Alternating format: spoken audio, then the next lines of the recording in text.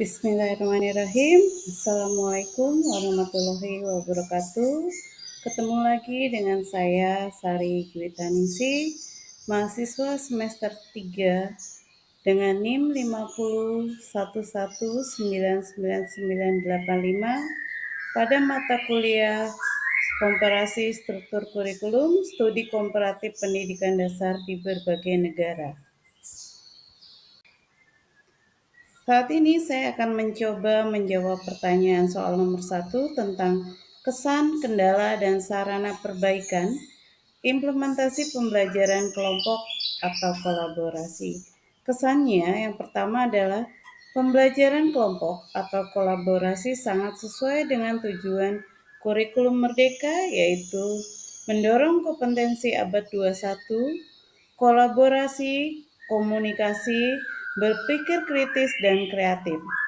Ketika dirancang baik, metode ini meningkatkan keterlibatan siswa, memberi peluang pembelajaran sosial, dan mendukung proyek penguatan profil pelajar Pancasila. Kendala umum yang sering muncul di lapangan antara lain adanya perbedaan kemampuan antar siswa, manajemen kelas dan waktu yang kurang teratur. Selain itu, ketersediaan dan kualitas sumber belajar atau saspras di mana tidak selalu memadai, kurangnya penilaian kolaboratif secara matang, dan adanya beban kerja guru dan kompetensi profesional. Dan itu semua muncul dari modul MPDR 5302 dan panduan implementasi kurikulum merdeka serta praktik sekolah. Saran perbaikan antara lain yang pertama adalah desain tugas terstruktur, struktur grup task. Lalu yang kedua ada penilaian campuran individu dan kelompok. Dan yang ketiga adalah pelatihan guru terfokus. Keempat, manajemen waktu dan sesi mikro, di mana pecah tugas kolaboratif menjadi sesi-sesi singkat. Lalu ada pemanfaatan sumber daya lokal dan diferensiasi, sesuaikan bahan tugas dengan konteks lokal sekolah. Yang keenam, adanya monitoring berkelanjutan dan dokumentasi praktik baik, di mana sekolah membuat bank tugas kolaboratif. Untuk menjawab pertanyaan kedua, yaitu analisa komparatif struktur kurikulum Indonesia secara umum dan SDN Jati Bening 4 secara khusus dengan beberapa negara maju. Acuan utamanya adalah modul MPDR 503, Kurikulum Merdeka, Dapodik SD Jati Bening 4, serta dokumen negara maju seperti Finlandia dan Singapura untuk ilustrasi pembanding. Di Indonesia, saat ini menekankan pada kurikulum nasional yang menggunakan pendekatan deep learning. Sedangkan di SD Jati Bening 4, status kurikulum SD Jati Bening 4 saat ini tercatat sebagai salah satu sekolah dasar negeri yang ada di Kota Bekasi dan terdata menggunakan kurikulum merdeka dengan pendekatan deep learning. Sekolah memiliki beberapa rombel besar, struktur operasional, dan dokumen kurikulum operasional. Sekolah menunjukkan penerapan kurikulum lokal dan berikut adalah elemen perbandingan utama. Tingkat sentralisasi vs otonomi sekolah. Di Indonesia, kurikulum merdeka model terpusatkan capaian pembelajaran tetapi memberikan substantif pada satuan pendidikan untuk merancang pengalaman atau pemetaan pembelajaran secara fleksibel. Hal ini dimaksudkan agar sekolah menyesuaikan dengan konteks lokal. Sedangkan di Finlandia, kurikulum nasionalnya, core curriculum, menetapkan tujuan dan nilai, tetapi pelaksanaan dan rincian diotonomikan ke tingkat sekolah atau guru. Orientasi sangat kuat pada profesionalisme guru. Sedangkan di Singapura, kurikulum sangat terpusat dan terstandarisasi oleh MOE, menekankan pada standar tinggi kompetensi dasar terhadap literasi dan numerasi dengan kebijakan nasional yang kuat. Saat ini, implikasi untuk SD Jati Bening 4 adalah sekolah punya ruang untuk inovasi sesuai kurikulum merdeka, namun ketersediaan kapasitas guru dan sumber daya menentukan kemampuan realisasinya. Yang B, yaitu fokus isi kurikulum, konten vs kompetensi. Jika di Indonesia pergeseran ke capability atau kompetensi based atau profil pelajar Pancasila, capaian pembelajaran esensial lebih menekankan kompetensi abad ke-21 ketimbang sekedar cakupan konten. Sedangkan di Finlandia berorientasi pada kesejahteraan anak, pengembangan kompetensi holistik dan pembelajaran yang terintegrasi. Kurikulum lebih deskriptif pada kompetensi dan nilai. Kalau di Singapura, keseimbangan antara pondasi dasar, yaitu literasi dan numerasi, dan pengembangan keterampilan sangat terukur lewat silabus dan asesmen. C. Mengenai peran guru dan profesionalisme. Indonesia menggunakan kurikulum merdeka dengan pendekatan deep learning, di mana guru sebagai perancang atau pelaksana kurikulum di tingkat satuan pendidikan membutuhkan peningkatan kapabilitas untuk merancang tugas autentik, diferensiasi, dan penilaian.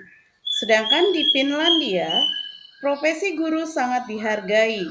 Pelatihan awal guru kuat, master degree untuk guru dasar di banyak kasus, otonomi dan profesional tinggi. Sedangkan di Singapura, pelatihan sistematis, program pengembangan profesional berkelanjutan, dan monitoring kualitas pengajaran. Sedangkan penilaian dan akuntabilitasnya di Indonesia yang menggunakan kurikulum merdeka mendorong asesmen otentik, proyek, serta penilaian formatif masih dalam proses transisi dari model berorientasi ujian ke model capaian kompetensi. Di Singapura, penilaian terstruktur sangat terstandarisasi, memberi data kinerja jelas untuk intervensi. Nah, kalau di Finlandia menekankan pada asesmen formatif dan profesionalisme guru. Sedikit menekankan ujian standar besar pada jenjang dasar. Dampak pada pembelajaran kelompok, kolaborasi. Negara maju sering mendukung kolaborasi tetapi konteksnya berbeda. Di Finlandia, memberi fleksibilitas dan waktu untuk kegiatan kolaboratif. Singapura mengkombinasikan kegiatan kelompok dengan asesmen yang ketat sehingga menjaga standar performa. Sedangkan di Indonesia, termasuk di sekolah saya, yaitu SDN Jati Bening 4, berada pada posisi yang baik untuk mengadopsi praktik kolaboratif, tetapi perlu pelatihan guru, manajemen waktu, dan penilaian yang jelas. Berikut adalah rekomendasi kebijakan sekolah berkaitan langsung dengan sekolah saya, yaitu SDN Jati Bening 4 dan MPDR 5302. Yang pertama, adanya pemutakhiran kurikulum operasional sekolah, padukan komponen proyek, jadwalkan sesi kolaboratif terstruktur, buat bank tugas kolaboratif konseptual. Yang kedua, program peningkatan kapasitas guru, yaitu modul singkat tentang desain tugas kolaboratif, rubrik, dan manajemen kelompok. Yang ketiga, sistem penilaian campuran, yaitu mengembangkan rubrik yang menilai produk, proses kolaborasi, dan capaian individu. Digunakan peer and self assessment terstruktur sesuai saran pada bagian 1 dan literatur asesmen kompetensi. Yang keempat adalah penguatan saspras minimal kolaborasi, ruang fleksibel, bahan berbasis lingkungan lokal, dan menggunakan teknologi sederhana untuk mendokumentasi produk kelompok. Yang kelima adalah monitoring berbagi praktik baik, Dokumentasikan hasil refleksi guru dan forum MGMP untuk berbagi tugas yang baik. Secara ringkas, dapat ditarik kesimpulan bahwa kurikulum Merdeka memberi landasan yang memungkinkan SDN Jati Bening 4 mengembangkan pembelajaran kelompok atau kolaborasi yang bermakna. Kunci keberhasilan adalah yang pertama, adanya kapasitas guru, adanya pelatihan dan waktu perencanaan. Yang kedua, adanya desain tugas dan rubrik yang jelas. Yang ketiga, penilaian campuran berupa produk ditambah proses dan individu. Dan yang terakhir adalah dukungan saspras dari dan serta dokumentasi praktik baik. Kesimpulannya adalah implementasi pembelajaran kolaboratif dapat diterapkan di SDN Jati Bening 4 karena siswa dapat bertukar ide dan belajar dari teman sebayanya. Namun, karena ada perbedaan kemampuan, dominasi anggota tertentu serta keterbatasan sarana dan prasarana sering menjadi hambatan. Guru perlu keterampilan mengelola diskusi dan menilai kontribusi individu secara adil.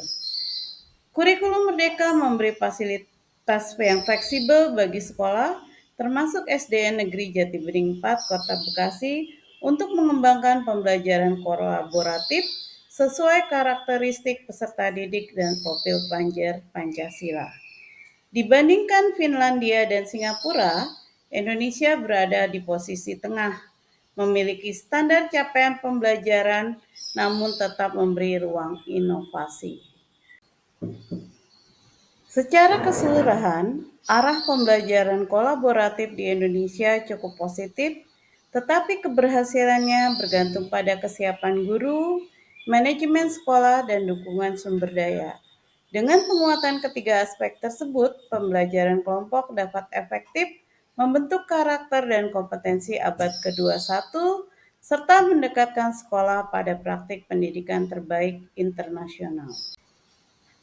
Berikut adalah daftar pustaka dari presentasi tersebut. Berikut adalah daftar pustaka dari presentasi tersebut. Atas perhatiannya, saya mengucapkan terima kasih.